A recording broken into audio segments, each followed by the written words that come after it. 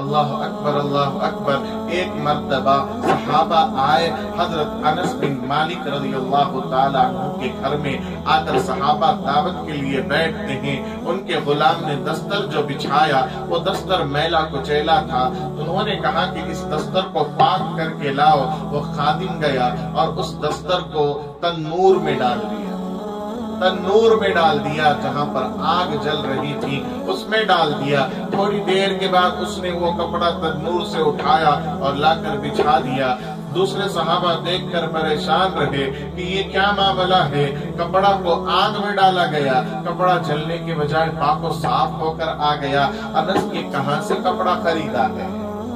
انس یہ کپڑا کہاں سے خریدا ہے؟ کہاں ملتا ہے ایسا کپڑا؟ ہمیں بھی تو لا دو۔ حضرت انس کہتے ہیں یہ کپڑا ہمیشہ میلا جب ہوتا ہے ہم اسے دھویا نہیں کرتے، ہم اسے تنور میں ڈال دیتے ہیں، کپڑا بالکل پاک و صاف ہو جاتا ہے، لیکن ذرہ برابر اس میں کوئی کمی نہیں آتی، جلتا نہیں ہے۔ بتایا کیا بات ہے؟ جس طریقے سے تم میرے مہمان بنے ہو، ایک دن میرے نبی میرے مہمان بنے تھے، اس دن میرے نبی میرے مہمان بنے تھے۔ نبی علیہ السلام جب کھانے سے فارغ ہو چکے، آپ صلی اللہ علیہ وسلم کھانے سے فارغ ہو چکے، آپ صلی اللہ علیہ وسلم نے اس کپڑے سے اپنے ہاتھوں کو ایک مرتبہ پوچھا جو تھا وہ دن تھا، اور آج کا دن ہے۔ اس کپڑے کو آگ نہیں چھو سکتی۔ ابراہیم علیہ السلام خود ذات نبوت کے ساتھ آگ میں کودے، آگ نہیں جلاتی۔ یہاں محمد عربی کا ہاتھ بھی لگ جائے آگ نہیں لگاتی۔ اللہ امام شافعی رحمت اللہ علیہ، امام شافعی رحمت اللہ علیہ نے ایک مرتبہ کہا اللہ تبارک و تعالیٰ نے جو خوبیاں تمام انبیاء کو دی، جو معجزے تمام انبیاء کو دی، وہ تمام معجزے اللہ نے ہمارے نبی کے اندر عطا فرمائے۔ تو ایک پوچھنے والے نے پوچھ لیا، شاید بی ایم این اسٹیل کی کمپنی سے تھا، شاید معلوم نہیں، اٹھ کر کھڑا ہو گیا اور پوچھا کہ اللہ نے داؤد علیہ السلام کو معجزہ دیا تھا کہ آپ کے ہاتھ میں لوہا نرم ہو جاتا تھا، آپ کے ہاتھ میں لوہا نرم ہو جاتا تھا، کیا ایسا کوئی معجزہ نبی علیہ السلام کی زندگی میں ملتا ہے؟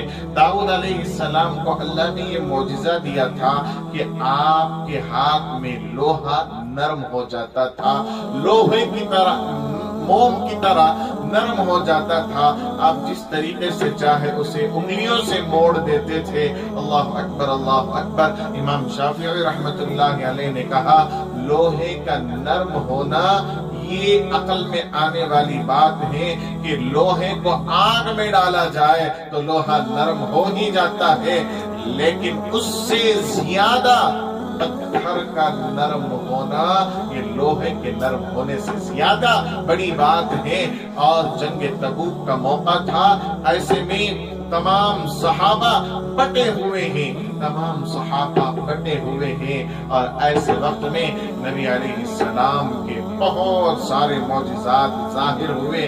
اب دیکھا کہ اللہ کے نبی نے 10 آدمیوں کی ایک جماعت بنا دی کہ اتنے لوگ اتنے سینٹی میٹر اتنے میٹر تم کھودو گے، اتنے لوگ اتنے 10 آدمیوں کی ایک جماعت بنا دی، اور ایک جماعت ایسی بنائی جس میں 9 دوسرے تھے، 10واں میرا نبی تھا، 10واں میرا نبی تھا۔ صحابہ کہتے ہیں یا رسول اللہ آپ آرام کیجئے، آپ آرام کیجئے۔ اللہ کے نبی کہتے تھے نہیں، میں بھی برابر کا حصے دار ہوں، میں بھی اس جنگ میں اور اس کام میں واپس آؤں گا۔ اور اللہ کے نبی صلی اللہ علیہ وسلم کھود رہے تھے اور جنگ کی تیاری چل رہی تھی۔ ایک صحابی آئے، انہوں نے آ کر کہا یا رسول اللہ ایک سخت چٹان آ گئی ہے، پورے 10 کے 10 مل کر اسے توڑنے کی اور پھوڑنے کی کوشش کر رہے ہیں، لیکن کسی سے نہیں ہو رہا ہے۔